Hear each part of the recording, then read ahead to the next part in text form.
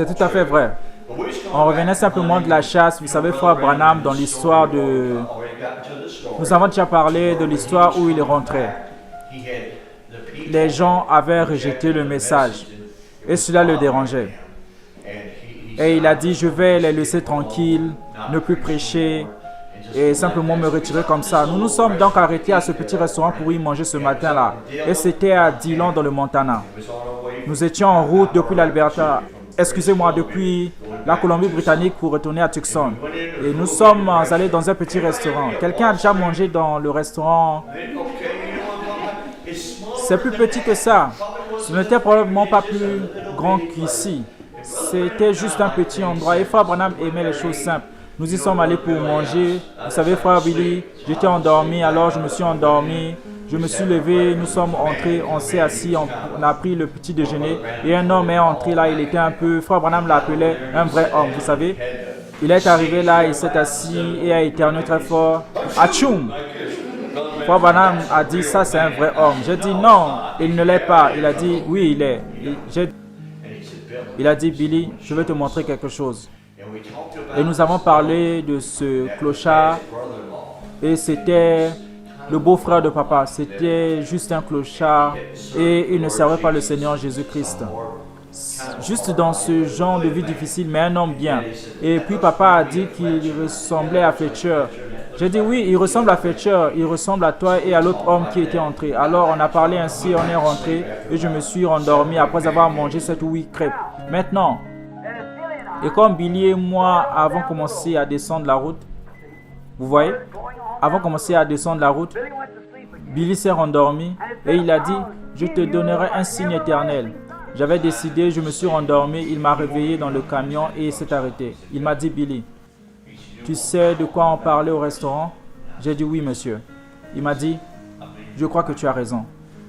Il m'a dit, le Seigneur vient de me montrer que je dois continuer le ministère et continuer à prêcher la parole et m'a appelé à servir les gens. Il a dit, il m'a parlé et il a dit, tu vois cette montagne? Il a dit, ton nom est écrit sur cette montagne. Il a dit, tu vois ces pics? Il y avait 7 pics. C'est comme exactement ce que vous avez dessiné ici, juste comme ça. Et au milieu, il y en avait 2 et un grand, un autre et un autre. Il y avait 3 grandes parties. Il a dit que c'était le premier, le deuxième et le troisième pôle de mon ministère. Il a dit que j'étais en train de passer du 2e en grimpant la montagne pour arriver au 3e pôle. Et il a dit, je vais te donner un signe éternel, encore une fois. Il a dit, regarde vers l'ouest à partir de là où tu es. Et j'ai tourné ma tête comme ça dans le camion pour regarder, j'ai ralenti, vous savez. Et oh mon Dieu, l'Esprit du Seigneur, j'ai senti que je pouvais crier et pleurer. Et j'ai regardé et j'ai vu une montagne avec des chapeaux blancs dessus. J'ai dit, je ne sais pas, je ne vois aucun signe éternel à ce sujet. Il a dit, ton nom est écrit au-dessus de tout ça. Il était heureux, j'étais heureux et j'ai regardé sur le côté gauche de la route, comme je l'ai dit, ça venait comme ça, la montagne était par là et sur le côté gauche de la route, ça brûlait comme dans ces vieilles places. J'ai dit, regarde papa, j'ai dit, il y a ce clochard, la même chose que nous avons dit. Je me suis arrêté et j'ai regardé la montagne et j'ai vu ces 7 collines. Maintenant ici, si vous voulez voir quelque chose, il y avait 7 pics au sommet d'une montagne, une montagne qui s'étend sur plusieurs kilomètres.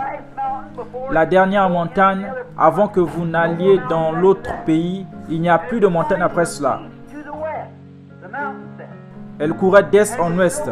La montagne s'est fixée et elle était enneigée au sommet. Les 2 premiers petits pics, puis un grand pic, puis un autre petit pic, puis un plus grand pic, puis un petit pic, puis une grande, longue montagne enneigée.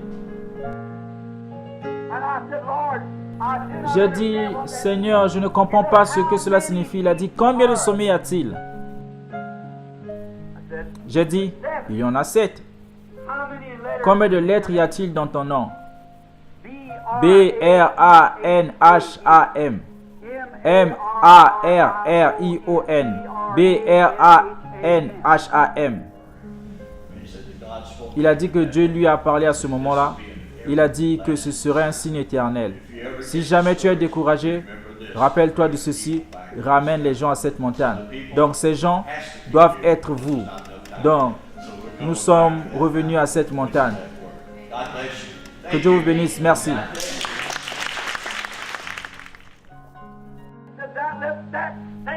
S'il y a un doute dans ta pensée, rappelle-toi, reviens ici.